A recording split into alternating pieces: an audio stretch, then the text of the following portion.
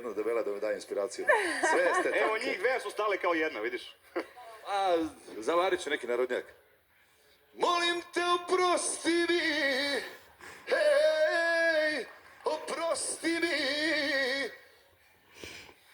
Ipak me zanima kako izgleda.